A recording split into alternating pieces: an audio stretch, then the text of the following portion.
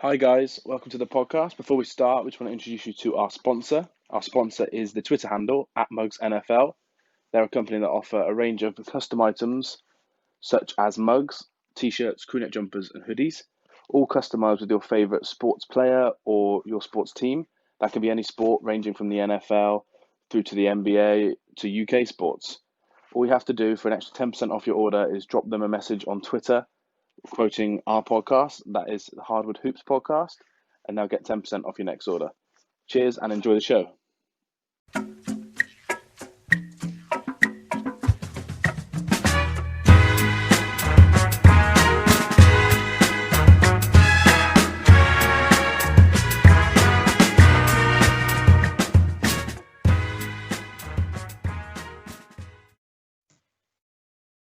Hello, everybody, and welcome to a playoff edition of the Hardwood Hoops podcast. This is episode 18, and I'm joined by Mr. Cleveland Cavaliers, Benjamin Jones.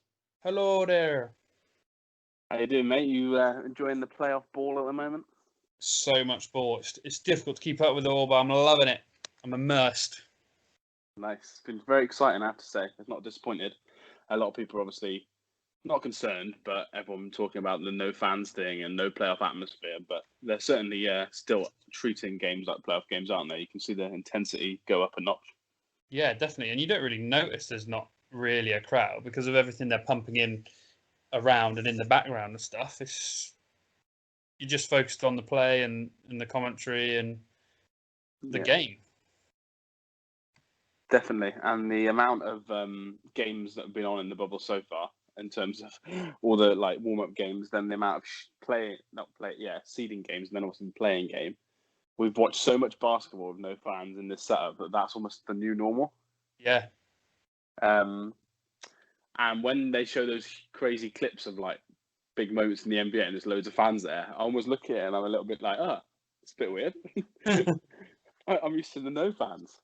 But yeah, it's been much better than I thought, to be fair. Cool. So let's start with a bit of the Harvard Hoops news. Obviously, we've opened up our competition, Ben, for a free jersey of whoever wins choice in terms of the team. Yes.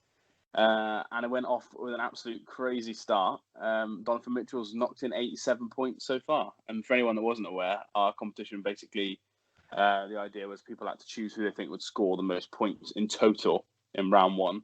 One of our listeners had thought he'd won already when Mitchell knocked in a 50 spot, and I had to reply and say, "Oh no, it's total points, not just one game." But he's got 87 so far, so he's on a hell of a start.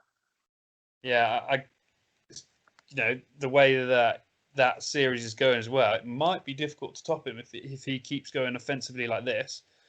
He's going to get a few less shots when Mike Conley gets in and starts playing, which hopefully he will. But he is their offensive weapon, isn't he? So the way he's playing, why would they stop going to him? Yeah, exactly. And he's got a little lead so far, so we'll just run you through the top five. So Donovan Mitchell's currently number one with 87 total points. Luka is number two with 70 total points. Jason Tatum is third with 65. Kawhi is fourth with 64, and Joel is number 5 with 60 points. But obviously, the key part of that is all those players have played 2 games. There's loads of players that are still to play tonight. So we were discussing it earlier, Ben, weren't we? And we thought obviously Harden, Lillard, they were basically the key watchers tonight, I think, for the competition. Yeah. You, especially people like Harden, you never know when he's going to drop 60 points. Because that 57 is the third highest total dropped by a player in the playoffs or something, which is obscene when you think of all the score lines we've had, not just in the bubble, but this whole season. All sorts of people have been dropping ridiculous numbers. So I feel like somebody's going to outdo it. Yeah, I reckon you could be right there. And in terms of the Lakers, obviously, I'd say LeBron, because he's playing so much better than AD at the moment, and he's such a huge part of the team, and they need to win game 2 and 3 desperately. But we all know that a good LeBron James is probably more like a 30-point game, 25-point game with like 15 rebounds, 12 assists, isn't it? And AD is probably the more likely one to drop 45, 50 in a game if it happens. Yeah. at the moment, the way it's going, it's got to be LeBron on that Lakers team. But I think for them to be successful, it needs to be spread. They both need to be doing 30 to 35 each, the way it's looking. So they might not creep up into that top sort of echelon of players scoring highly. We noticed Kawhi Leonard's just ticking along slowly as well. He might creep up and take some people by surprise. Yeah, yeah, he's on there definitely. And I think Giannis, because they lost the first game, a lot of people on the chat weren't talking about him, but they need to win game 2 and 3 as well. And I think he could have a monster game 2 and 3. And obviously, if Magic do manage to steal another win, then basically, like we said in the lead up to this, it's whatever series goes 7 games is most likely to get a winner for the total scorer. So if they can force 6 games of the Bucks, Giannis might be in with an outside shot as well. Yeah, some good picks. Cool. Well, we'll keep everyone updated on that. Good luck with all your picks. Currently, the only one person picked Mitchell, so he's winning, and everyone else who picked Harden and Lillard's languishing at the bottom. Other bit of news, Ben, we've got 2 sad bits of news, really. So we'll start with the Joe Harris news. We don't really know why he's left the bubble. It's for non-injury family matter that they're not disclosing because it's obviously personal. Not a huge impact on terms of the series because I think we both picked the Raptors in 4, and we're going to talk about it later, but obviously they're doing very well so far. But I think we both probably just want to wish him well, and maybe it's the last we see of him in the bubble, and then it's free agent time for Joe Harris. Yeah, that could be the end of the season, couldn't it? Whatever it is, I hope everything's okay. And there's nothing major going on behind the scenes and everyone's okay. But he was in an arm whether to come in the bubble anyway. And I think he's glad he did and he's contributed really well. But whatever is going on sort of at home and in his private life, his priority. And so is getting a good deal next season, so maybe he won't risk coming back in and doing another quarantine and facing potential injury and things like that. And by the time he's dealt with it and come back anyway, the Nets could be out. So all the best to him. Yeah, definitely. All the best to him. He's probably going to get a large payday from the Nets or someone else this summer. And he was shooting quite well, to be fair, but I don't think it'll make a difference on the series. So, yeah, all the best to him. And in other bubble news, for injury this time, Gordon Hayward's got a high ankle sprain, one of the highest degrees you can get, actually. He's going to be 4 to 5 weeks probably out. He's also expecting the birth of his 4th child some point soon. So there's a lot of talk that he could just leave the bubble now and not come back till after that. So he could be more on the 6-week mark, depending on when his wife has the baby. Obviously, that's going to be completely random. But I think she's due in 3.5 weeks, which basically falls nearly when he's come back. So I think we could be missing Hayward for 5 to 6 weeks. Obviously, they're doing well again, similar to teams we spoke about. But that's a big loss, isn't it, Ben? I think especially for round 2, if and when they get there. He's a big piece. Like, although he doesn't contribute in terms of the box score, sort of consistently and things, he's a bit of a rock for that Boston team. You know, he's been there, he's done it, he's been in big games, he's hit big shots, and he's lost a step or two, but his shooting's still consistent. He can make plays when he needs to. He can score when he needs to. And we'll get onto it, but he could be okay missing this first round. It's just as they go deeper, they might need someone more like that as they go through the playoffs. But it could work out perfectly for him himself, leaving the bubble, having some time off, being there for the birth of his child, and then getting all patched up and coming back in time for whenever it is he gets back, middle of the 2nd round, 3rd round, who knows? Again, just wish him a speedy recovery because he's not had the best of luck with injuries, has he? No, not since Boston. And this is the same ankle that he obviously completely shattered when he broke his leg. He broke his ankle and his leg in his first game. Yeah. So that's a bit of a worry in terms of someone who's already lost a step. But I know they're completely different players, but I see him as almost a Chris Paul for this team. You know, sometimes when the Thunder need a bucket, he'll just get to a spot in the mid-range, somewhere that he hit a shot that he can hit. Yeah. basically with his eyes closed. That's what Hayward can do. He can get to a spot and be like, "Oh, we need a bucket. I'll just get to a spot, hit the two, get the points ticking over, and then I'll use my length on the defensive end." I think he does that, and obviously he's a very good teammate, so it will be a bit of a loss. And I think if we stick with just the injury and forget the pregnancy as such, they said obviously around 4 weeks. And 4 weeks basically take you through to game 6, I believe, of the next round. So he'd be coming back in game 6 or 7. Yeah. Without the pregnancy stuff. So if he misses any extra time, that's basically round 2 gone. Which is a shame for the Celtics. Like I said, he's a big minutes getter as well. If you take out the fact that maybe he's not as consistent as he used to be, box score wise, someone's got to replace those minutes. And we know most teams, if you've got someone paying someone over $30 million a year, that the person replacing them on the bench is probably not going to be as good as them. Yeah. So I think it just affects their depth more than anything. And a little bit more positive news. Obviously, we wish Hayward all the best. But Mike Conley is now back in the bubble after the birth of his child. Did you see Mitchell's Instagram post, Ben, where he's doing the video of Conley like pressed against the window, waving like help to be let out, and Mitchell tagged him and was just like, "Oh, don't worry, you'll be let out soon." Like he was like a prisoner. It was very funny. Love it. Yeah, he's a big part of that team. It's so good to see him back, and hopefully he comes back and we get playoff Mike as well. That'd be great to see him back to his old self.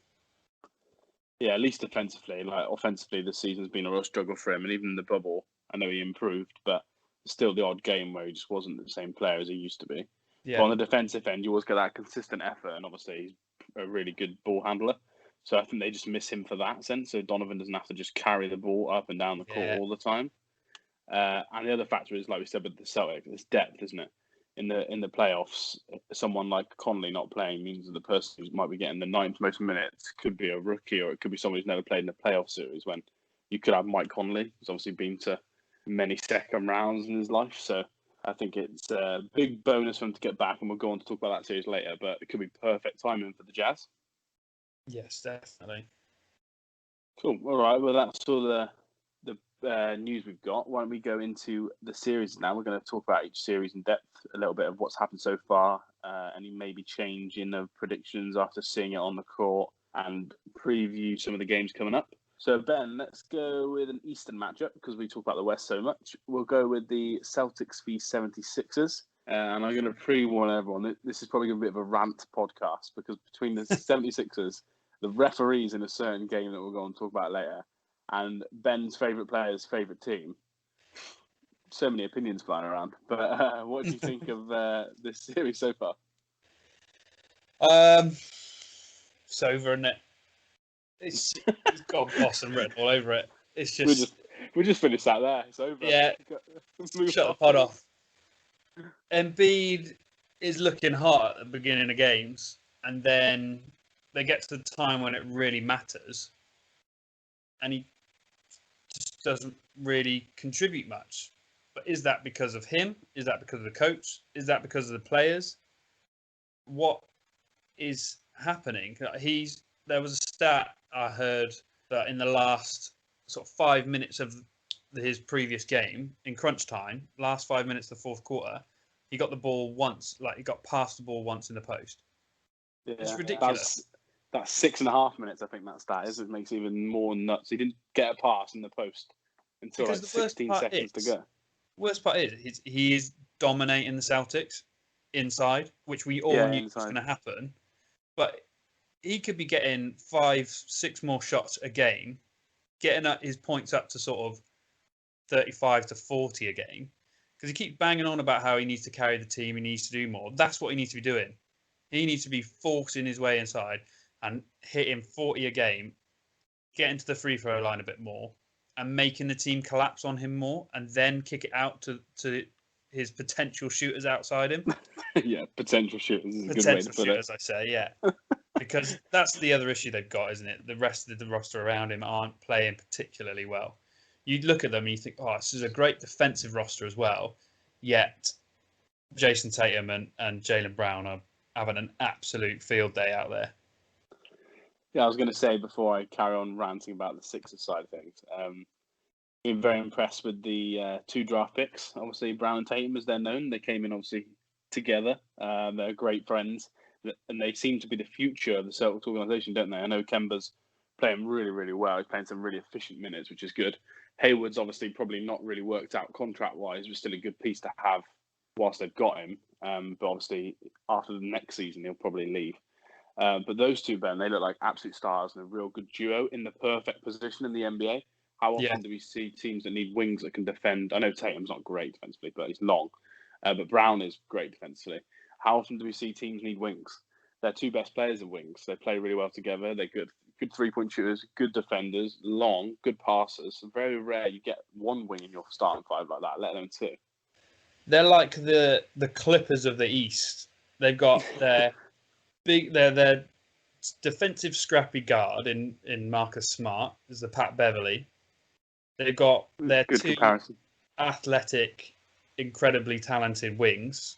The Paul George and Kawhi Leonard are your Jason Tatum and your Jaylen Brown. Light versions, let's just add again.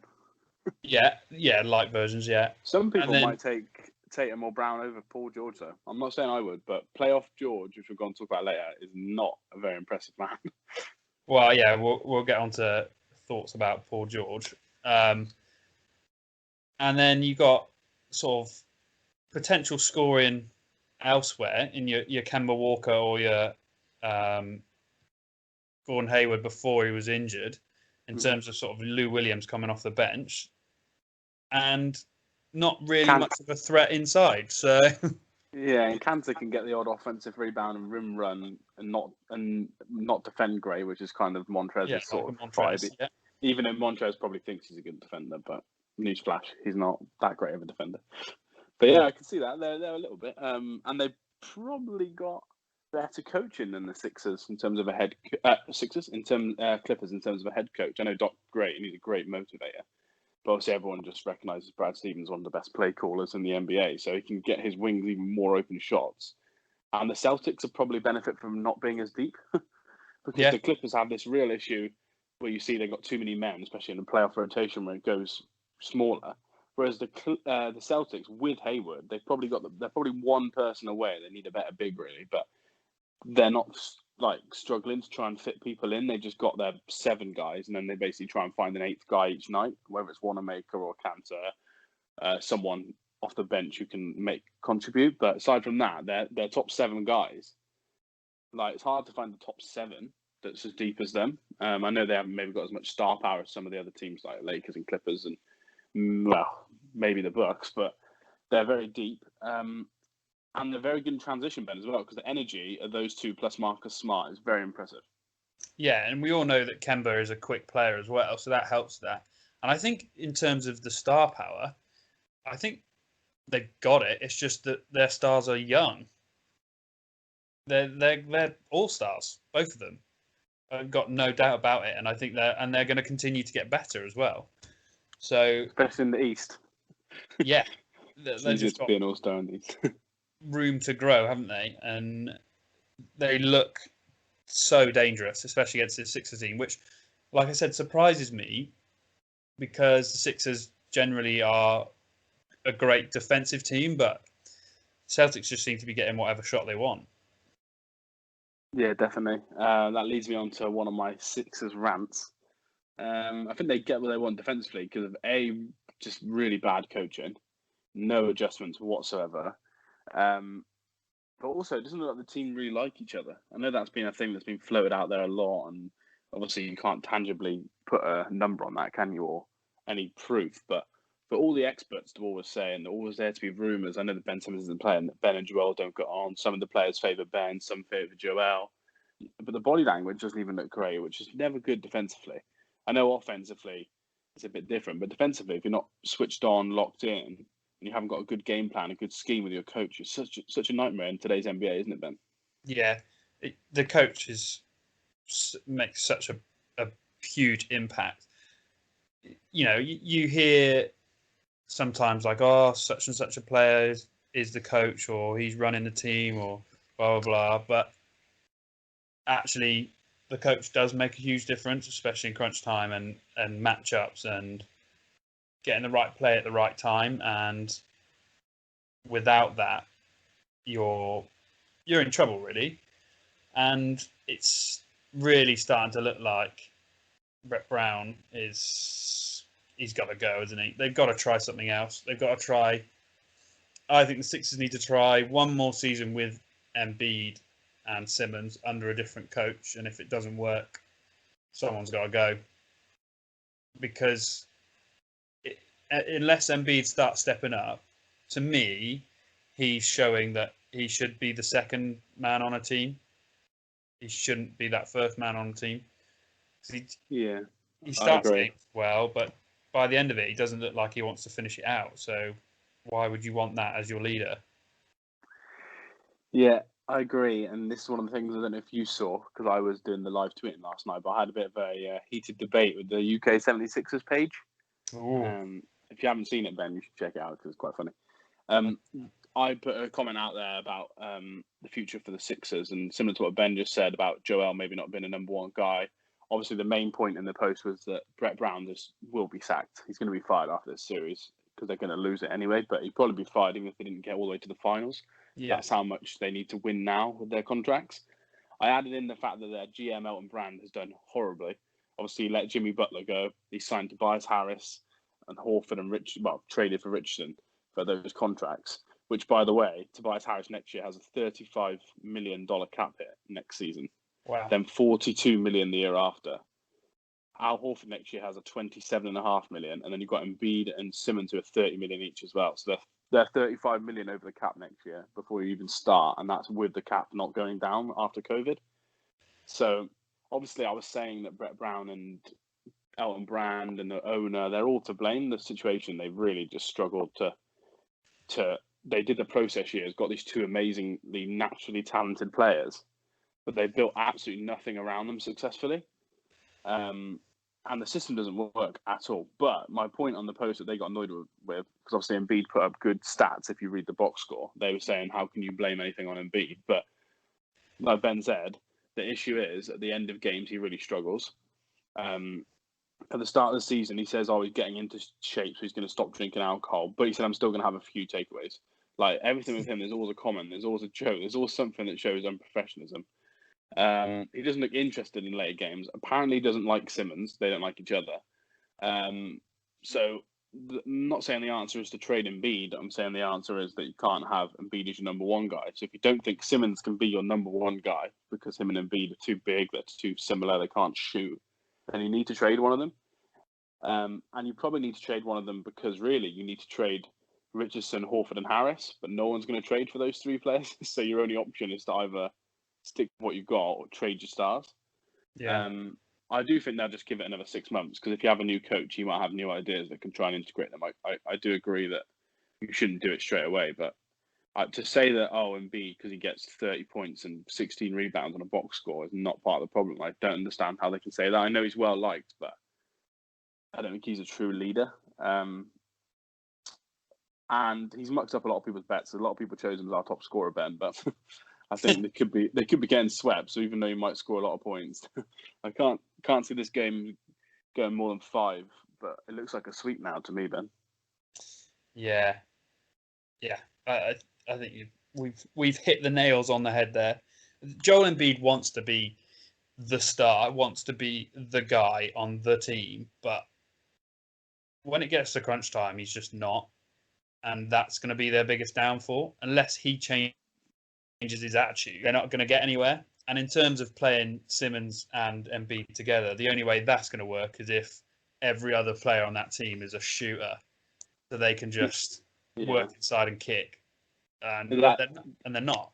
That is an option to try and do, but like we said, the problem is you can't trade away. You're not going to be able to trade away probably Horford or Harris's contract at this point without giving up assets, which they really don't have to give up. So that's why they're stuck. I know it's easy to say, they could play really well if it's 3 shooters and a 6-man off the bench who can carry the ball, and we'd probably agree with that. But we're saying, how can you get to that when you're paying $70 million for 3 players that aren't those players? Like you can't have $70 million just sat on your bench that don't play. It's just not economically going to work. I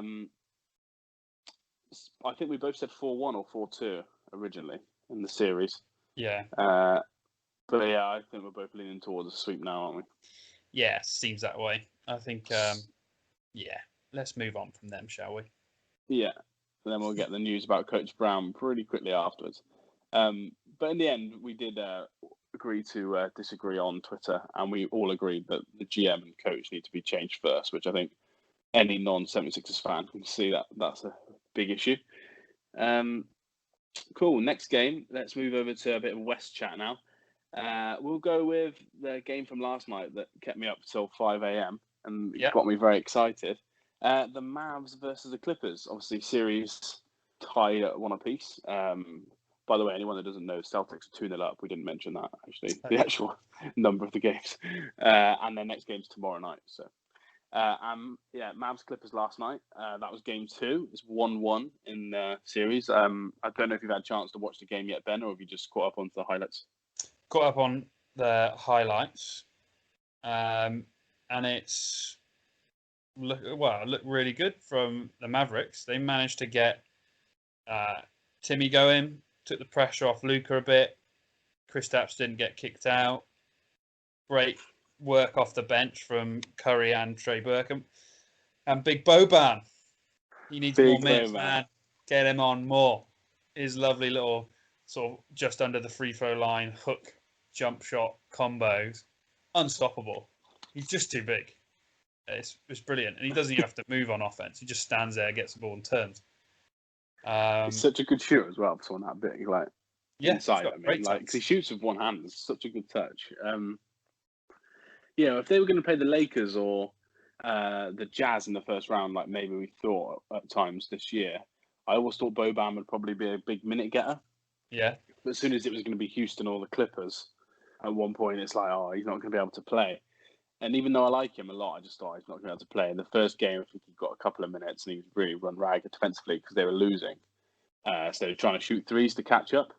But in this game, when they have a bit more of a control, a bit of a better start, he really, really hurt them. It was quite interesting because it meant that Montrez couldn't run up and down the court as easily because basically they're so efficient with Boban on the court that every single time they were picking the ball obviously out the basket and taking it side out. Taking it, from under the basket rather than taking it. Time to get back. Yeah, and then obviously I've said all along the only frustrating thing about not just Boban but any 7-footer that if you lose defensive rebounds and you've got someone who's that big, it's very frustrating. And last night they didn't. Every time he was on the court, they got every defensive rebound, which is exactly the first thing that you need, isn't it? When you play someone like Boban, you say, right, you need to get every defensive rebound. You need to set good screens, and that's what he did. He's very impressive. And I love to move for a screen. It's incredible. It's the slowest thing in the world, but he doesn't even need to set hard screens. He's so big to run around. Yeah.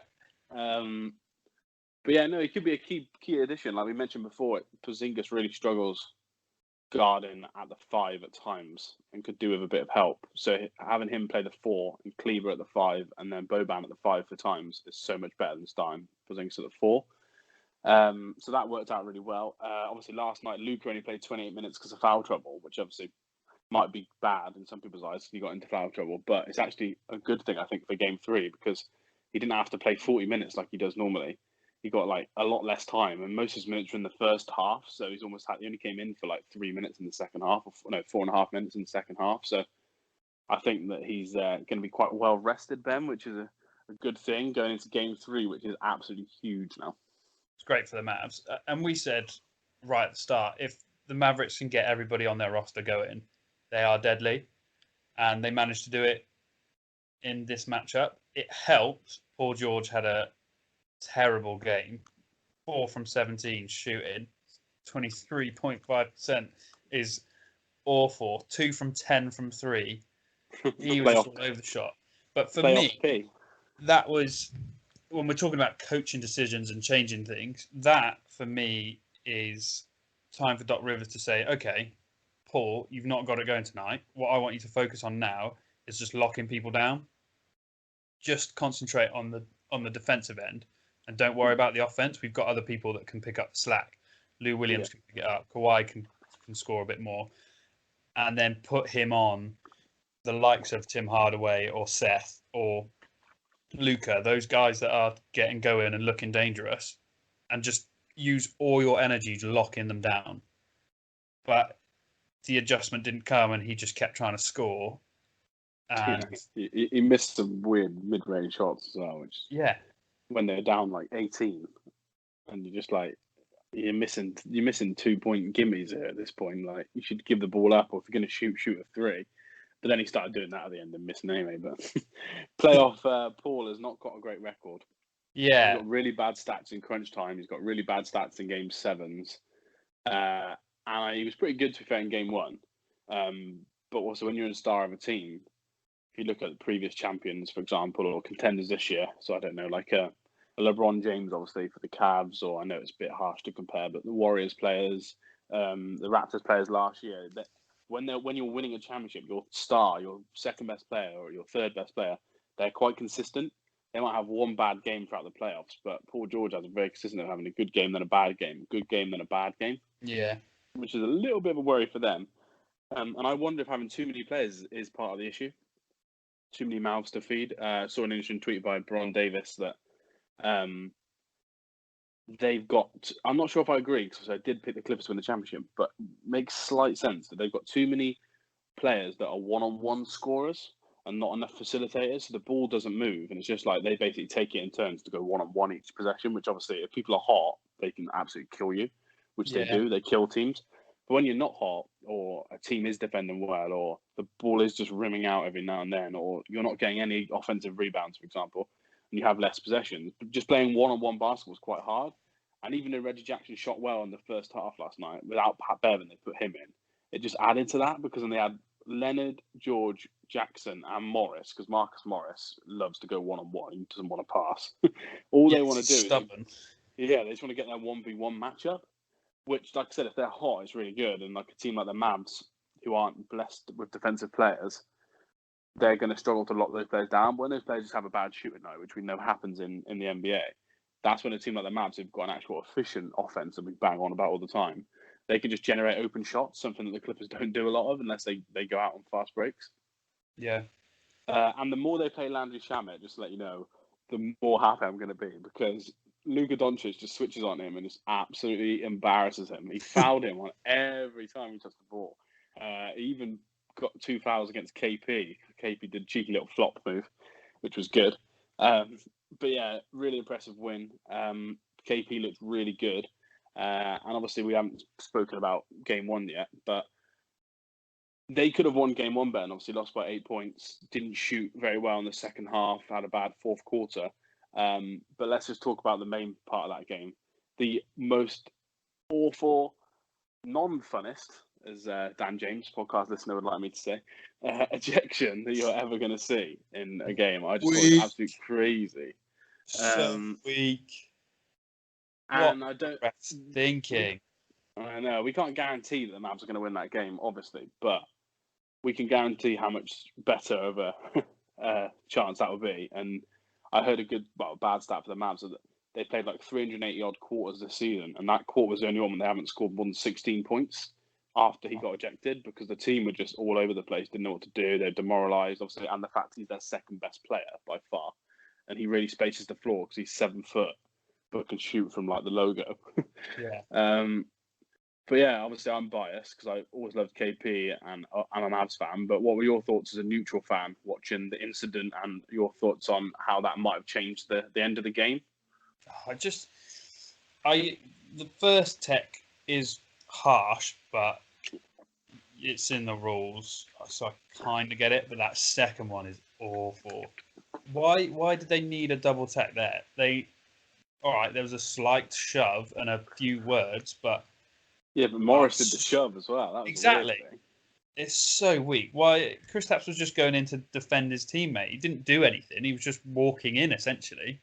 I don't know what the refs were thinking. I think they teed up too early and then looked at the footage and went, "Oh, sugar, we've good save there.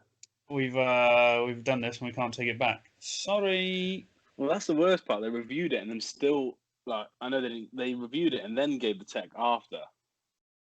So it's just like it doesn't make any sense. And there's obviously this stupid bloody ex-referee, whatever his name is, who helps on the broadcast saying, "Oh yeah, technically they're both techs." But then I saw a great argument from some of the No Dunks guys, from Zach Lowe, from LeBron James, from Patrick Mahomes on Twitter, everyone. they were saying, well, if you're going by the actual letter of the law, Morris would get 2 techs as well, because obviously he's pushed Luca at the start and then pushed Porzingis after. But a ref's never going to give 2 techs in the same instant because there's no point. It's against the spirit of the game. But then in the same incident, why does the ref need to know? Oh, Porzingis has also got a tech already. Why don't we won't tee it up? Nothing happened. There's not going to be a bloody bench clearing ball in Orlando. They're sat 6 feet apart. They're all wearing masks, all socially distanced. There's no fans there. It's a much softer league than it used to be. Like they were saying, oh, he didn't try and like clear the air. He came in to like make it worse, and you're just there like, do you think was going to happen? Like Luca's not like that. Yeah, Morris is a bit like that, but they were already fine. Morris and Luca already like almost like tapped each other to say yeah, whatever, and then just because Porzingis came over, Morris pushed him, and then they both got a tech. It was weird. But what are your thoughts on how it changed the game? Do you agree on the side of that? Most people are saying that it almost ruined the end of the game, and obviously a team like the Mavs aren't blessed with stars, and obviously have literally like one big player really, apart from him, who's Boban. But it just killed them for the fourth quarter. Yeah, well, that's exactly it. It killed them for the fourth quarter. We said before the playoffs started, what the Mavs need to start doing is going to KP in the fourth quarter to take that pressure off Luca and to allow the Mavericks to sort of start working inside and maybe start spacing the floor, get the other guys involved off that. And without that piece in the middle, it's not going to happen. And then it all falls on Luca, who played incredibly well in that game, but is still a young player, has not really experienced playoffs like this ever in his career. And the Clippers capitalized on it, really. They managed to sort of put bodies on him, slow him down, make sure nobody else got going. And there wasn't a lot of 3-point shooting in the second half from anyone else. That was the issue. And obviously they only lost by 8 in the end, but tough loss, and almost a lot of people were writing them off after that. A lot of people that said it before 1 or 4-0 was like, oh, right, that's it, series over. But they've come back into it, Ben, and we're all tied up, and both teams have got to win the same amount of games now. So we're an even playing field. And the next match, matchup is on Friday. 2 a.m. again, which is a killer. I was just telling Ben before air that I've stayed up for 3 2 a.m. games in a row, and I am struggling right now. And then Sunday they play at 8:30 tip, so that's going to be lovely. Little 8:30 start. Yeah, nice.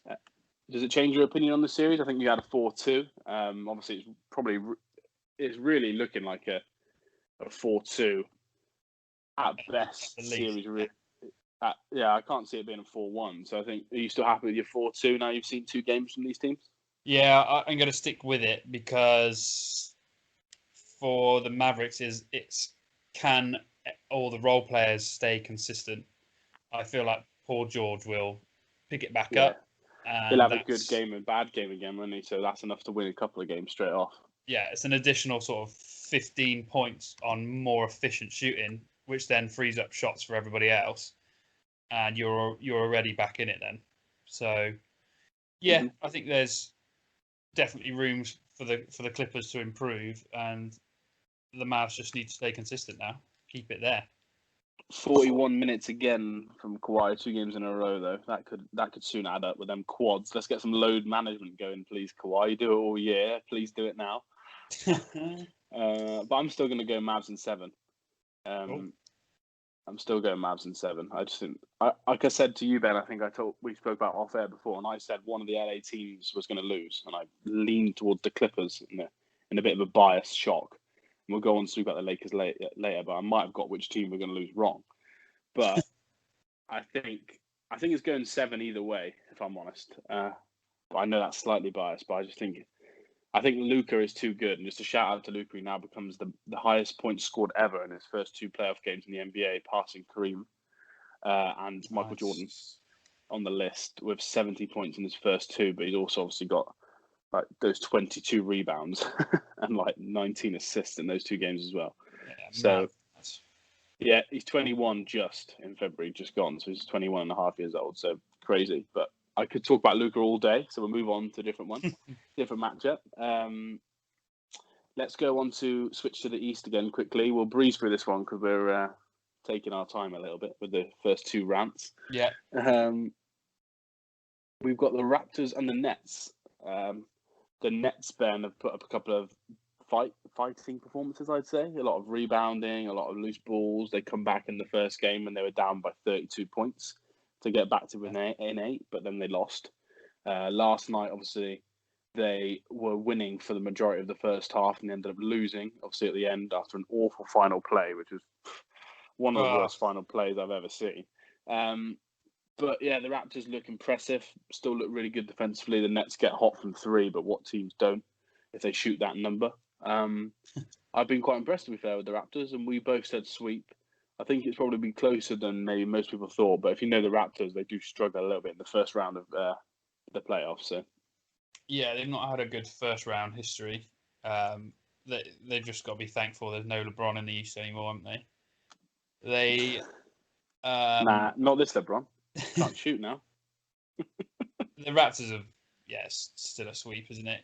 The Nets have been gritty. They've readjusted. They've hit shots. They've done everything in their power, and it's just not enough. And I don't think the Raptors are playing as good as they can do.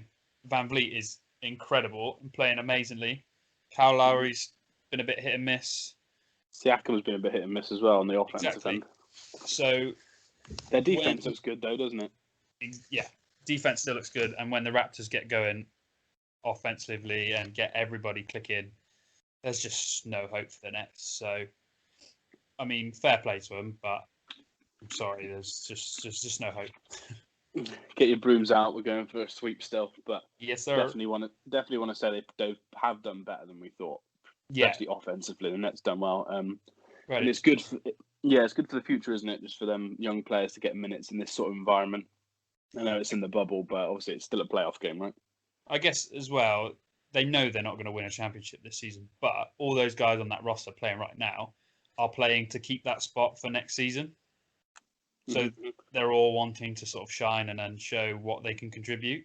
So that's what they're sort of playing for. Yeah, definitely. The only shame I'd say is obviously not having their full-time coach for next year already. Yeah.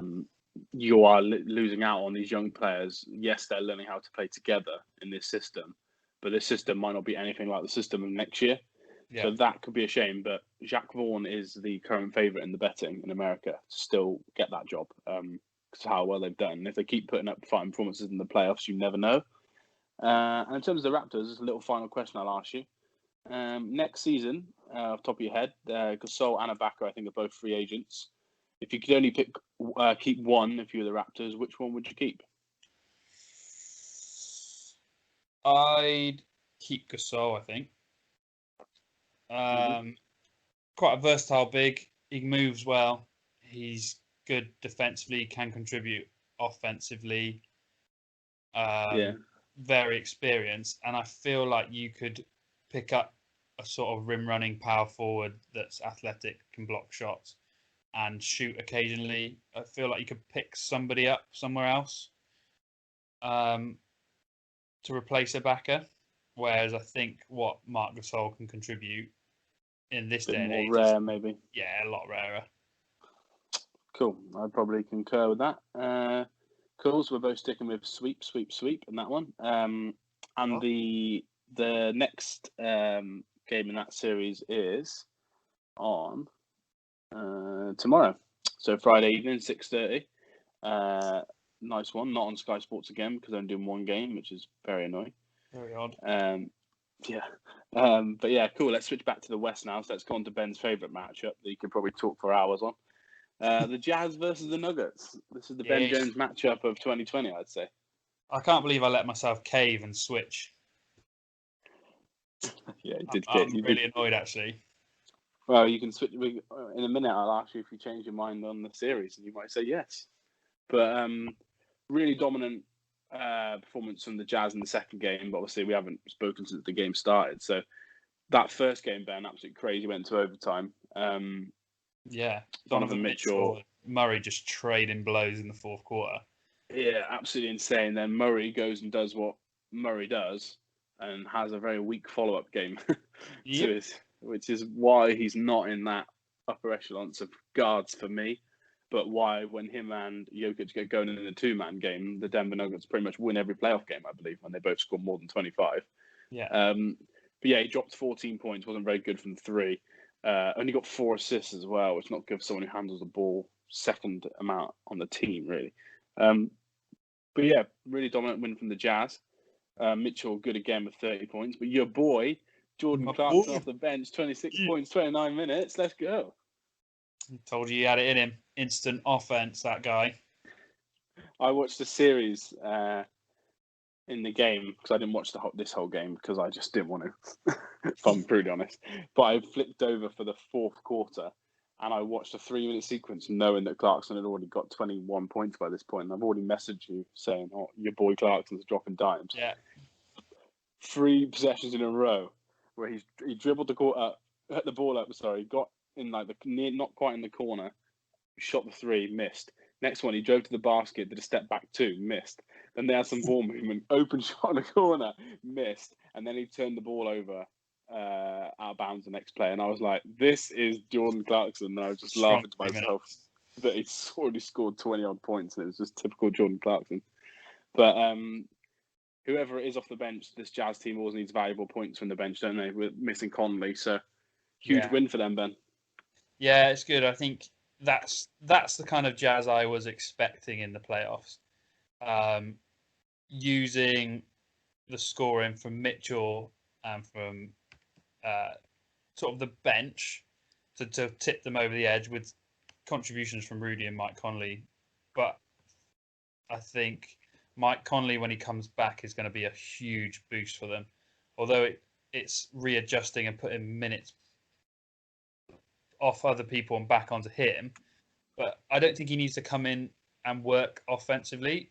He needs to take the ball out of Mitchell's hands a little bit just to ease the pressure, not because Donovan Mitchell's playing badly, because he's playing incredibly well. And then just concentrate on, because he's a big guy and he has been known to be a good defender. See if he can just keep Jamal Murray quiet. Because like you said, if he's quiet, the Nuggets are going to lose. And just let everybody else take care of the offense, because Joe Ingles can hit his shots. Jordan Clarkson obviously can get hot. Donovan Mitchell has been playing out of his skin. He's got enough there to tip them over the Nuggets. Michael Porter Jr. has been hit and miss as well, hasn't he, for the Nuggets? Bit hot and cold. Yeah, it looks like a rookie now. Yeah. And that's what we said. How are these guys going to perform when it is strict? We are playing this team for 4 games at least, so we are going to play them like this. How do you adjust? How does the coach then come away from it and say, right, to get over that, we're going to do this? It's a bit of a chess match, really. And it's 1-1 in the series, and I think it's a good series to go that way. This could stretch to a 7, or the Jazz could sort of kick on from here and take it away. But it's going to need a big performance from Murray and Jokic next game to get them out of this hole. The Jazz are not going to kick on. If they win, they're winning in 7, I think. They're that sort of team, I think. They haven't got enough offense, I don't think, to blow someone away. But by the way, Porter Jr. scored 28 points last night. Yeah. That was pretty good. Much better than Game 1 performance. Yeah, he's a great player, isn't he? It's just... Yeah, he's a rookie. Yeah, can he cope with the big games? And the Jazz as well, surprisingly, starting forward Juwan Morgan, who's a rookie. I know he's only getting 40 minutes, but putting the rookie in a big spot there. Emmanuel Mudiay coming off the bench hitting a 3. Lol, ex-Nick. Nick's all-star. But yeah, I don't know. I haven't really changed my opinion. I said it before, 2 or 4-1 to Denver. And I still think that, to be honest. I think Murray will probably play well in more games than he won't in the 7-game series. And the Jazz have probably got a good chance of winning the 3 games where he doesn't play well. But yeah, I'd like to see a little bit more from Jokic, which is quite interesting when he scored 28 points. But he's the star player, and he touches the ball so much. He's almost like the Luka of this team. And I think he needs to do a little bit more on the nights that Murray is cold, because like we said, he needs to take a game over almost like a Harden and the Luka does. And I know everyone says he's a big man, so it's harder to, but they don't play him like a big man. They play him like a point forward, don't they? So yeah, he's crucial. So let's move on in a second. But first, I want to know: have you changed your mind? Then I know you went for Nugs. You went for Nugs 4-2, I believe. I've got written down here in the end. Yeah. I don't know if it's recency bias or not, whether I want to switch. Also, do you like them being called the Nugs? So good. Yeah, I love the Nugs. Everybody loves a Nug. I'll stick. I'm gonna stick. Let's stick. Let's commit. I'm doubling down. The Nugs are coming out with it eventually. But I love the way the Jazz are playing right now.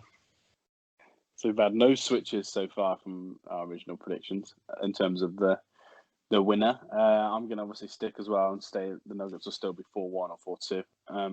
But I probably wouldn't be completely shocked if it was 7 games. And if it is 7 games, I think our listener is going to be getting a lovely jersey courtesy of Donovan Mitchell, I think. Cool. Let's move on then. We'll go flip back to the East, back and forth here. We've got the Bucks versus the Magic, Ben. So this highlighted many things we've been talking about on the pod since the bubble started, that the top 3 seeds offensively did not look great, did not look consistent. And the Lakers and the Bucks were probably the biggest worries. They're the 1 seeds. And the Bucks got beat here by the Magic. So they're 1-0 down in the series. Obviously, we're recording this before Game 2. Game 2 is this evening. Let me check the tip time. You gave the Bucks a 4-1 win, didn't you? So there's your 1. There's my 1. I said it'd be the first or second game as well. Bucks Orlando game is tonight at 11 p.m. So friendly-ish time for our UK listeners, which is good.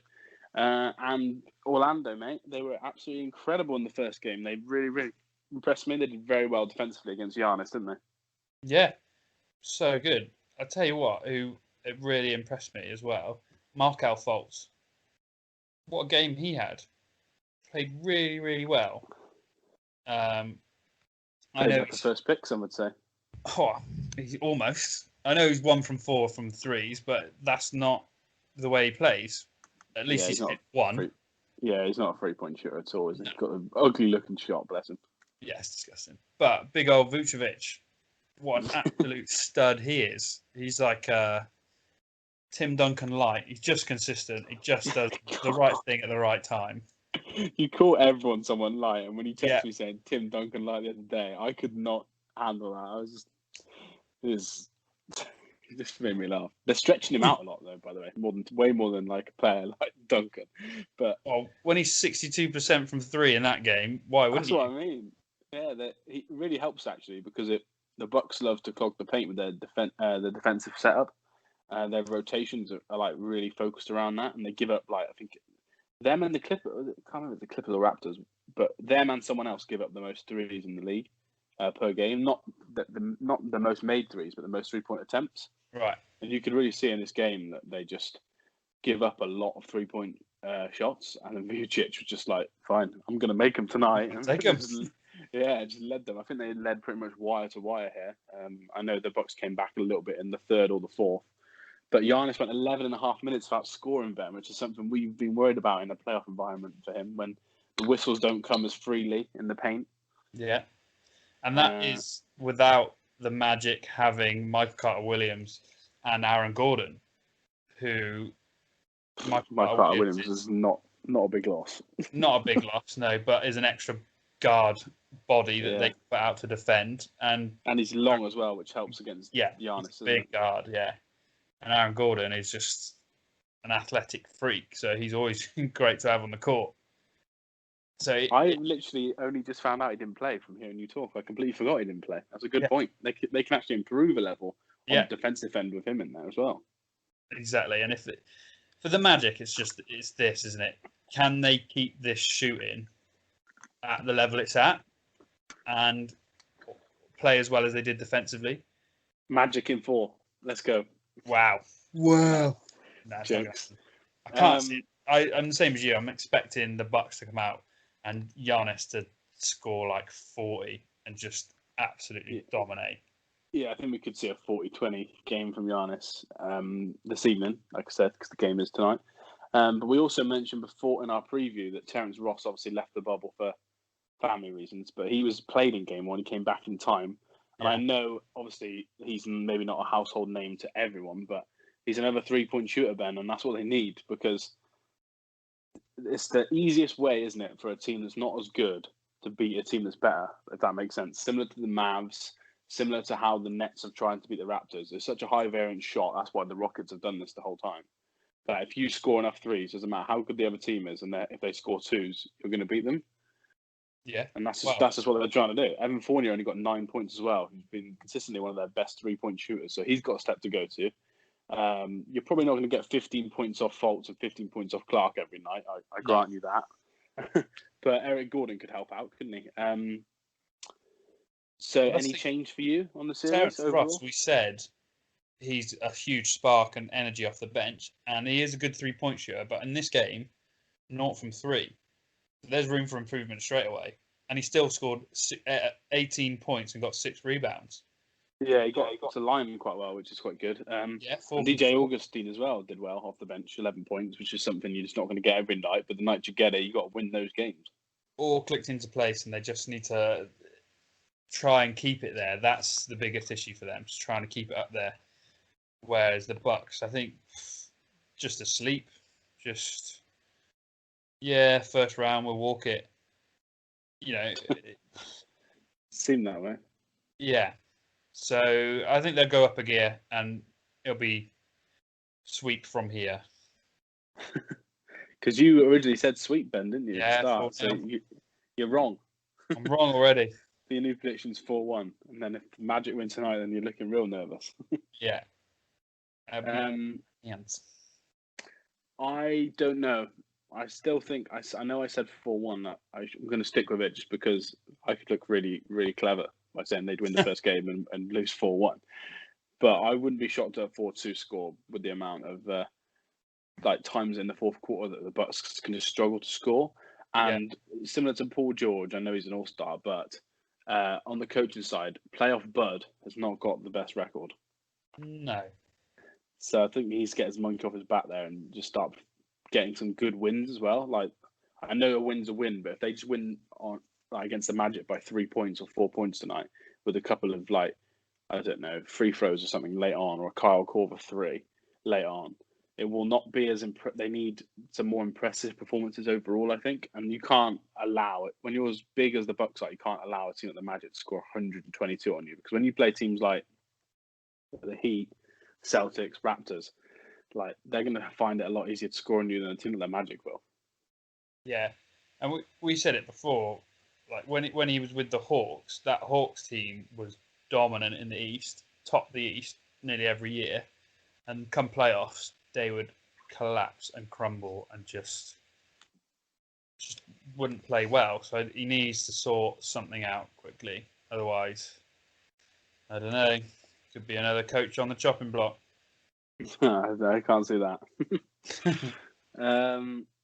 Cool. So we'll both stick with our predictions for that one. Let's move on. Swap back to the West. Change the order up. I'm going to leave a certain game until last. So we'll go Thunder versus Houston next. Absolute huge blowout win in game one for Houston. The Thunder were absolutely terrible. Offensively, they were terrible. Ball movement, terrible. 3-point shooting, terrible. And Houston were very, very good, actually. Their 3-point shots landed, like we say. When they land, obviously, they tend to win games. Like we previewed in our prediction as well, Ben, Adams really struggled to stay on the floor. They really, really run him off the game. Yeah. And this will be the only one that I think I might end up changing my prediction on. It was that much of a dominant win. Yeah, when Houston come out like that, it's so difficult to write them off, isn't it? But can they keep that live by the 3, die by the 3 going? They are probably the most consistent team that massively relies on that 3-pointer that we've seen in quite a while, but they're not always consistent. It's how do OKC adjust here? What do they come out doing differently in this next game? They need more from Chris Paul, don't they? Yeah, and he had 20 points, 10 rebounds, 9 assists, 2 steals, and you want more. Like, it's difficult. Shea only got 9 points. Steven Adams 17 and 12, even though he's in trouble a lot of it. Gallinari had a great game. Paul was 0 from 5, 0 from 5 from 3 though, and a lot of the Thunder points came when they were like down 20 odd in the second half. So it's like garbage time stats. I think that was their problem. Their assists were well down as well compared to their average. And our big man didn't play. Big Dort was out. And we said he is the hardened stopper. They're expecting him back for game 2 though, which will mean obviously Diallo will get a few less minutes, and they can put Terrence Ferguson back to the bench. And Big Lou Dort can do his thing on defense. That might be a key addition, but obviously the Rockets did all this without Westbrook. So it could be a worrying sign if they get Westbrook back for game 3 or 4. Yeah, that's why we said that OKC need to get these wins in sharpish and get them on the back foot. And Houston came out swinging. Yeah. If they carry on playing the way they're playing, there's no hope for OKC. Really. And yeah, the OKC have just got to defend better as well. But I read an interesting thing that D'Antoni and Paul said that they haven't played the Rockets since the start of January. So they haven't played them without Capella yet. So they've never, ever seen this lineup. They didn't play them in the playing games. They didn't play them in the warm-up games. They haven't played them at all. So it's almost a fresh look. So expect a lot of adjustments from a team led by Chris Paul. A like feel-out game for them. Yeah, it just looked bad. Yeah. But huge game 2. I said on Twitter yesterday that the percent of teams in round 1 that win after going 2-0 down is very, very slim. Obviously, we can't go back all the way because the first round used to be in 5 games. But you can't afford to go 2-0 down. That's why yesterday it was so crucial for a team like the Mavs and the Jazz to win, which they did. And I think OKC are definitely the team, and another team we're going to talk about later, that just have to win tonight. If the OKC go 2 down, Ben, I think that's going to be game over. Not that they'll get swept necessarily, but I can't see them coming back. Would you agree with that? Yeah, 2-0 is too big a hole for them to come back against an offensive juggernaut like the Rockets. So yeah, I agree. Come out swinging. Yeah, definitely. We would like to see an interesting series because we did think it would go 6 or 7. And loads of our listeners predicted James Harden to be the top scorer. So they would kind of want it to be game 7 games as well, just to help them win a jersey. And the game, I think I've already said this, but it's 8:30 this evening, so a real good hour to watch basketball in the UK. No 2 a.m. West Coast tip tonight for them, so that's good for any OKC or Houston fans that listen, if we have any Houston fans that listen. They've all left by now. They might have all left by now. Maybe they just stay around until they win a chip and then they can laugh at us. That's what I do. Yeah, perhaps. So I think I said OKC in 7. You said Houston in 7 in the preview. Is that right, or have I got that written down wrong? I think I said Houston in... You might have said 6 or 7, to be fair. 6. So you're obviously happy and sticking with your prediction then, because it looks quite good right now. Yeah, I'm staying with it. I'll probably stick with the Thunder because we want to try and keep our preview to be as correct as possible, both of us against each other. Even though I'm really worried, I could see your prediction in 6 being right, or even in 5 if they shoot like they did last night. Cool. All right, so that's that game. Let's flip back to the East. This is the last Eastern Conference matchup we've got to talk about. And it is the Heat versus the Pacers, Ben. What are your thoughts on the series so far? It's about bang on what we've expected. Scrappy. Lots of contributions from everybody. Some good defense, some good offense. But I think the Heat are just too much. They're just too much for the Pacers. And although the Pacers are putting in a great shift, I just don't think they got quite enough to stop them. Bam seems to be bullying Turner at every point possible. And I think we said it in the preview, for Turner, who bigs himself up to be this defensive juggernaut, to be bullied so easily, just shouldn't be happening. Jimmy Butler's been playing incredibly well, incredibly consistently. The playoffs is like built for Jimmy, isn't it? It's just it's just spot on for him. We probably should have mentioned that when we spoke about the 76ers as well. Sorry, because obviously last playoffs, I know they took the champions to 7 games, didn't they? But every game was pretty much riding Jimmy Butler's coattails. He was like the closer for the 76ers, and you could see that, couldn't you, in game 1? Yeah. Against the Pacers. I think you just see that Butler is just different breed. He's just made for playoff basketball. Yeah, it's just got him written all over it, and he thrives on that competitiveness and that pressure. So the Heat have got an instant advantage there because they've got this dog, and the Pacers don't have that. Especially with Oladipo going out early, I haven't heard any updates on his poke in the eye. Have you? No, there's been no updates, solid updates. I just saw that Woj put that they're expecting him to play in game 2, but no official word as of yet. And just to clarify, obviously, game 2 is tonight, 6 o'clock. So an even better time for UK viewers. You can watch that with your dinner. And the Heat won that up, sorry, as well. Yeah, it's an entertaining series because, like I said, it's scrappy, and it does take you right to the fourth quarter and those last couple of minutes before the Heat pulled ahead in that first one. It could have gone either way. Yeah, I think every game might be like that. Even if Heat do lose a game or two, I think every game will be close going into the last 5 minutes, and then you'll just see the Heat pull away, or if the Pacers get hot, they'll win. I think it'll be not an even series, but there'll be no big blowouts potentially. I could see.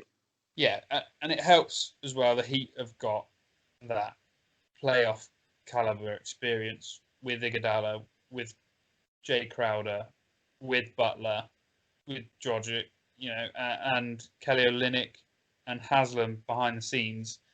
I think is an incredible glue guy. So this Heat team is made for playoff runs. So I'm not changing my prediction here. I think the Pacers might clip 1 or 2, maybe, but the Heat are going to come out on top in 5 or 6. Yeah, I think we both said it in 5 originally, didn't we? Yeah. And I'd say I'm feeling pretty confident about that. I do think the Pacers will get hot one night, and the Heat might have a poor night shooting 3, because obviously they're a high 3-point shooting team as well. So I could still see the Pacers stealing the game, but I'm still going to lean towards my 4-1. Nice. With Jimmy Butler potentially getting himself in the jersey giveaway if it does go 6 games, because I think he could score 30 a night. Yeah, he again sometimes goes a bit quiet, doesn't he? But like we just said, I don't know if he will in a playoff situation because he's just such a winner. He's a good winner. He's very good defensively as well. Yeah. The only other thing I'd say about Jimmy, by the way, I wrote an article for Miami Heat. So go over to the Miami Heat UK page. I wrote an article about how Jimmy Butler's helped them become championship contenders once again. It's on our Twitter page as well. I would say it's quite a good article, but the one thing I didn't include in there, because it shocks me, he's like a 21% or 22% 3-point shooter. I did not think he would be that low. I knew he didn't take loads, but you don't get many stars that are like lower than, like, because Luka, everyone's like, oh, he needs to improve his 3-point percent shooting, which is like 32%. Jimmy Butler's 21.5%, I think, and I'm just like, wow, that is absolutely nuts. He's like the third worst in the NBA for stars that take over. What was it? Take over like 12 shots a game or something like that. He's just crazy how bad it is at 3-point shooting for someone who's so good in the mid-range. He takes a lot of long mid-range shots as well. But either way, it might not be ideal for winning a championship, but that will probably lead them to a win over the Pacers. Let's flip back to the West, talk about most people's favourite matchup, Ben's favourite matchup. But the Lakers and the Blazers, similar to the last 3 games, this has only had one game, which the Blazers stole off the Lakers. So the Blazers are 1 up. Game 2 is this evening. This is unfortunately not a friendly tip-off time. This is another 2 a.m.er, and I've committed to not staying up for this one. I'm going to have a night off for 2 a.m.ers and watch it before work tomorrow. But yeah, Ben, I didn't know if it's a shock loss, but it probably is a shock loss, to be honest. Obviously, Lakers killed it in the regular season. They were heavy favourites for this. 92% of bets were basically betting either 4-0 or 4-1 in the series. I know that we both thought it was going to go tighter. I was debating whether to go for Blazers to win in 7, but unfortunately I bottled it because I didn't think the Clippers and Blazers would both lose, and I couldn't go on a podcast and say the best 2 teams would both lose in the first round, so I bottled it. But yeah, very impressive start from the Blazers. And before I get your thoughts on it, I just wanted to add to everyone that everyone thinks obviously a huge win for the Blazers, which it was, but they shot awfully from 3 for them. Gary Trent, Melo, very poor from 3 by them. They're all under their season averages. They had 21 turnovers. They had 15 unforced turnovers, which is basically like offensive fouls when you just run into someone in the lane, when you hit it out of bounds, or when you travel, etc., stuff like that. They had 15 of those. So they didn't actually play that well offensively. Defensively, they did quite well because they had big minutes from a couple of the centers that we'll talk about in a minute. But I think there's much better levels for the Blazers to get up to. So I think the Lakers have really got a tough time in their hands to get their offense to the standard that can score more than the Blazers whenever the Blazers get hot. There was a play, actually, I don't know if you've seen a clip of it, where 2 Lakers players take a charge at the same time. Yeah, I've seen it, yeah. I call that taking a flop at the same time. The one on Kuzma in particular, I can't believe wasn't called, because he was set and he just got barreled into by Nurkic. That play on, which makes it even more ludicrous that KP got that tech for a small shove. Like, anyway, we won't talk about the refs. No, we can't. Clouds get so annoyed. I was so angry about that Porzingis thing. I had a massive argument with the Clippers fan about it. But yeah, we'll move back on to the other LA team. Whiteside was good. Yeah, Whiteside played brilliantly. Is he going to play like that every game?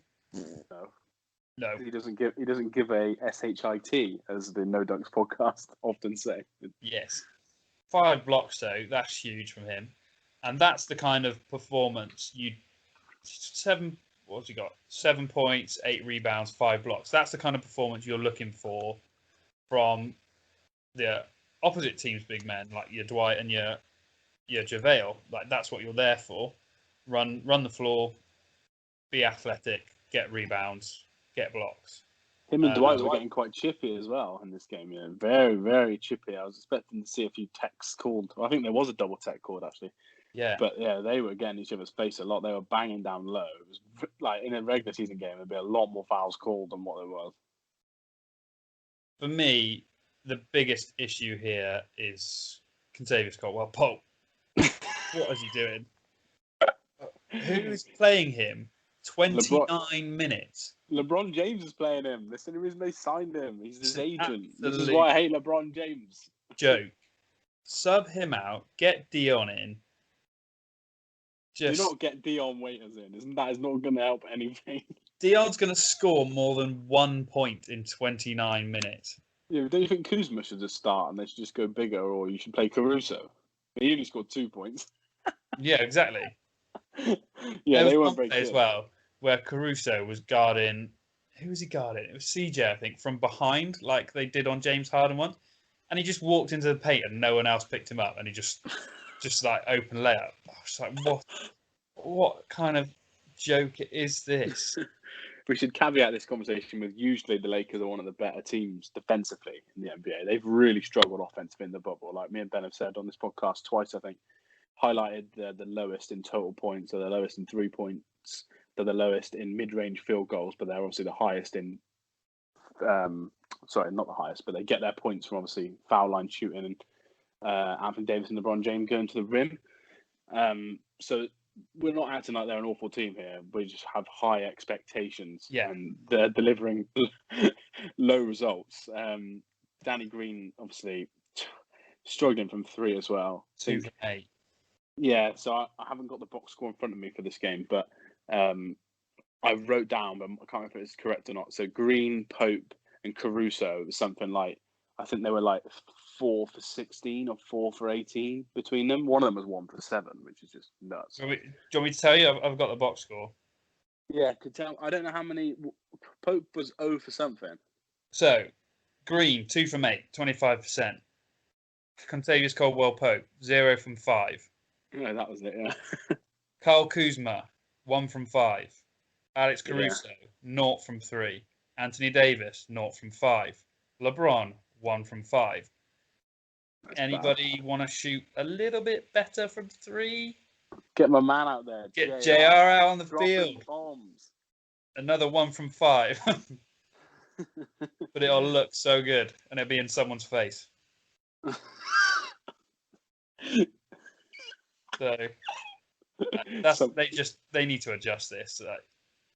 Caldwell they haven't got a is lot meant of to options. be a better defender, I guess, than Dion and JR, but he didn't really make a difference in this game for me personally. Maybe they should just go Kuzma from the start and just all the eggs in their starter's basket. But we have differing opinions on this. But I think LeBron needs to be more selfish and score more because I feel like he was just walking in and scoring when he wants. Although he did get blocked once or twice by Whiteside. Generally, he's walking in. Whiteside loves to block LeBron. He just like, even if they lose the rebound and Lakers still score every time he got a block on LeBron, Whiteside was like, yes, buzzing. And you're like, yeah, but they still scored anyway. But Whiteside's like, nah, don't care. Got that block on LeBron. Yeah. Because he only scored 23 points, but 17 rebounds and 16 assists and a steal is incredible bonus stats there. If he gets those points up a bit more and people actually start hitting shots, the Lakers are going to be in so much of a better place. And considering they lost by 7, he has to do a lot though. Like I've rewatched the game. I was talking to Ben off air that I've been having a debate all morning on a group chat with a load of Lakers fans, which I'll ask Ben a couple of questions on actually in a minute. But I think I disagreed with you originally, but I'm swaying more to your side that he needs to do more. I don't know if I said he needs to do more. I can't remember what we disagreed about, but I agree with you that he needs to do more in terms of scoring. But you will see that 16 assists go down if he does that. But you have to remember, obviously, that we want him to do more. But he's doing a lot of other stuff as well. Because obviously he's carrying the ball every time. He's not just getting the ball near the basket and then like playing from there. He's carrying it up all the time. And defensively, they're normally a good team, but they are struggling so much at the moment. He has to do a hell of a lot of defensive work. Maybe not as well as he has done in previous years, but he's giving a lot of effort on both ends, which is not ideal for round one. And obviously LeBron has got a history of dodgy round one performances in terms of his teams. So he obviously wants to switch it on in this series. So I think he can do more, but I think my point was I think the Blazers defended him better than what people think in terms of making him pass. And obviously they're just saying we hope that these shooters don't hit threes because we know there's a chance that one night they might not hit any, which is what happens. Case. But yeah, there was two different. So one point I just want to add in that Danny Green is a $15.5 million cap hit next season, and I don't know. I wanted him to sign for the Clippers originally because I thought it'd be a good piece for them. But the more I see him, the more I think he's not up and down. He's always been quite consistent, but for some reason, the last 2 years, he has been quite up and down, 3-point shooter, which is weird for someone who's had a good career. But I found it quite funny. Did you see what Snoop Dogg put on Instagram? No. Danny Green's obviously got how many more written on his shirt, and he edited in how many more effing threes am I going to miss, and put it on Instagram and got loads of likes. And obviously, he's quite friendly with some of the players, which I found quite funny. But a couple of debates I've seen, one we'll finish on because it's quite funny, but the other ones were starting lineup changes. And one of the fans wanted to see a Caruso in, Caruso in and leave KCP in. Oh no, leave Green in, sorry. So basically you're taking McGee out, so you're going smaller, playing Davis at the 5, which by the way, when they play Davis at the 5, they've got so much better offensive metrics, but he just hates playing the 5. And I know. Obviously this is a LeBron team, so LeBron and Davis don't even like listen to their coach. They just do what they want. He doesn't want to play 5, so he doesn't play 5. If I find crazy in professional sport, you can tell your coach you don't want to play 5. But that's one idea. Or the other idea, one of them thinks they should go bigger. And this is apparently quite popular in LA as well. They should actually go bigger. So they should go Caruso at the point guard. Or you could stick with Pope, but I think not.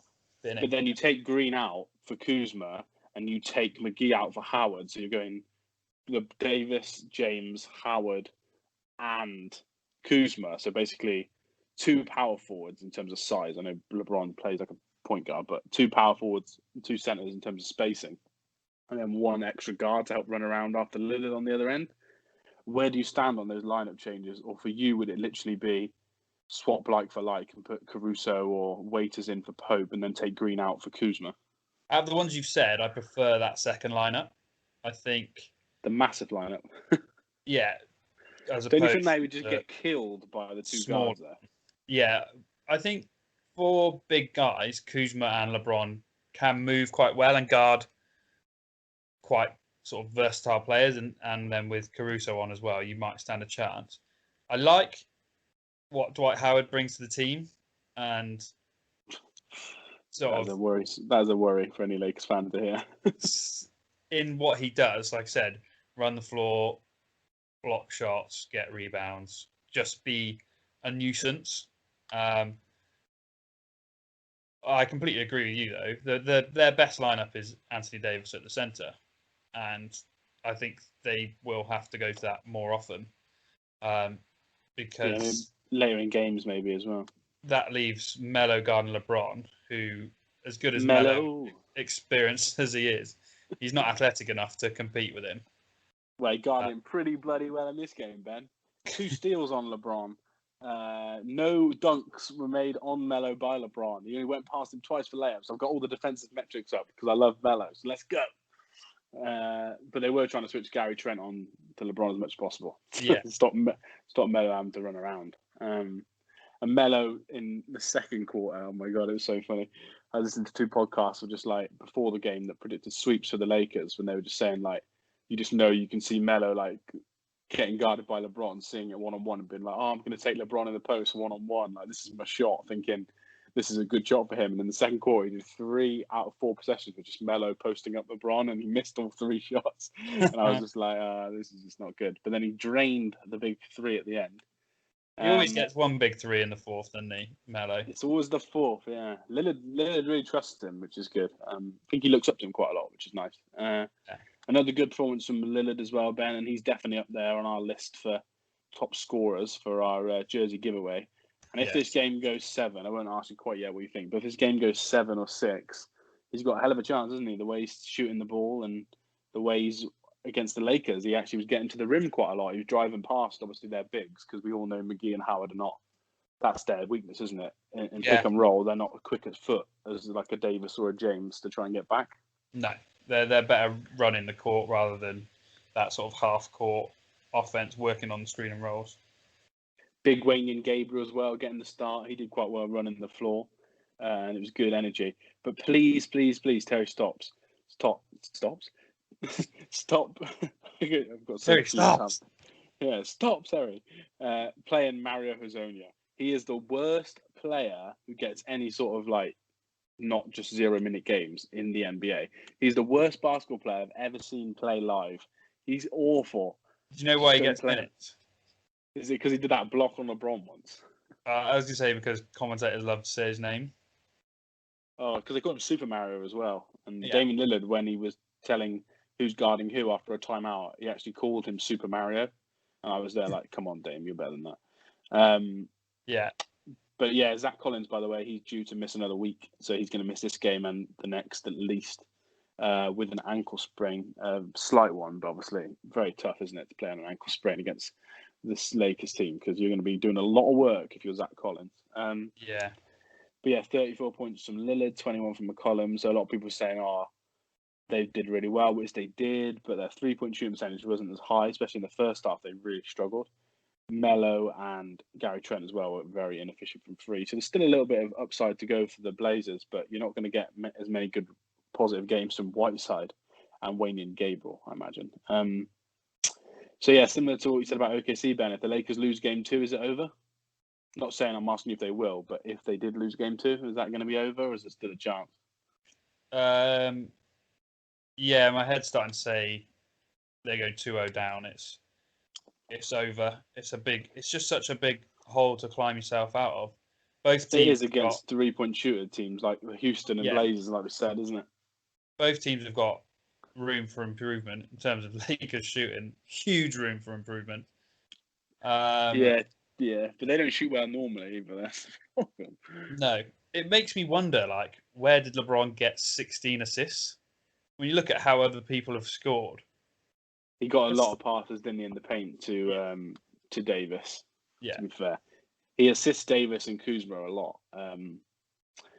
I think you said Lakers would win 4-2 in this because you said Lillard would win a couple of games because he's so hot, which I did agree with. Yeah. I said it would be 7 games for the Lakers, even though I wanted to say 7 games for the Blazers. Any change? Now it's 1-0. Obviously, huge game tonight in Game 2, but are you still going 4-2, or could you see this going 7 now? I'm sticking with the 4-2, but in order for that to come to sort of fruition, LeBron and AD need to be scoring 35 apiece. And the coach needs to really sort his rotations out because there was times where Davis was playing at the 4 with a big man, which whatever. Davis is not playing as well as he can at the moment defensively at all. He's not being dominant in the post. But he was also playing with Pope, Caruso, and I can't remember who it was. Might have been Danny Green or might have been Markieff Morris. And I'm looking at that like, who is going to help Davis get a shot out of that lineup? Who's going to facilitate that? And little notes as well, Caruso generally plays his best basketball when LeBron's on the court. Like, their metrics together are incredible. Yeah, they got a good understanding, haven't they? Yeah. So yeah, definitely. Little point out about 2 big men as well before we finish. So I didn't mention this in my Sixers rant. Davis and Embiid, mainly Embiid. Stop pump faking on the 3-point line. No one thinks you're going to hit a shot in their face at the moment on the 3-point line. You pump fake and then you try and drive past someone, but nobody's falling for the pump fake. Like, come on, guys. Davis, get under the post like Embiid, and you could go to work, and you could tire Nurkic out at least on the other end. Yeah, because then if you do tire him out, who have the Blazers got to come off the bench and then take over? They need the bench, mate. We've got Melo. Because then, whoever you bring off the bench, then that's when I would trust someone like with the experience of Dwight Howard, who used to be the best big man in the league, to back like a Zach Collins down for a couple of possessions in the post and tire him out. You know, they're just not. It's an awful team to watch. I have to be honest. Like, they could still win a championship because their best 2 players are probably, like, in terms of who's healthy at the moment, who's in the bubble, they could be 2 of the top 5 players, if not 2 of the top 6. Yeah. So they could win any series, which I completely agree with anyone who says that. But the rest of that roster is just awful to watch. They could get hot, and a couple of them could score 20. But before we move on to our last quick topic, this has been quite a long pod, little Kuzma debate. Had a debate. Would Kuzma start for the Raptors? And if the Lakers traded Kuzma, would they get a first-round pick? Just want your yes and no answers to those 2 questions, please. He's certainly not worth the first-round pick. Who are you trading him for on the Raptors? Well, no, sorry. They're saying if he was a free agent and he signed for the Raptors and this team, would he start, was the other question that they posed. And most of us said no, but one guy said he would start over OG Anunoby or Serge Ibaka, even though Ibaka comes off the bench. But I just don't think he's had a good enough year. He's so inconsistent at the moment, isn't he? And I think they need to put some trust in him to build his confidence up, put him in the lineup.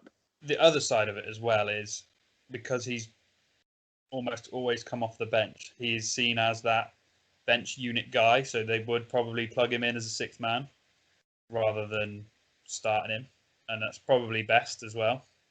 He's a bit of a Lou Williams. To be fair to him, he's played a lot better recently than he has all season. So inconsistent 3-point shooter, isn't he? But he's not like JR, but he likes to take them. So even when he's having a bad night, he'll keep taking them, which is fine. But you need other moves, don't you? If LeBron's not getting him an open dunk, he just really struggles when he's not shooting well. Yeah. But yeah, I would say they should put him in the starting lineup to help to help beat the Blazers. But I'm not a Lakers fan, and I don't want the Lakers to win, so I don't care if they don't do it. I'd say that's probably the most exciting series, especially if the Lakers win Game 2. That's going to be really good to watch.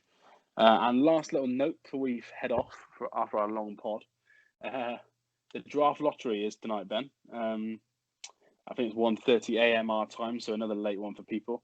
Doesn't affect any of the teams, obviously, that are left in the conversations we're having tonight. But the Golden State Warriors have a 14% chance at the first pick.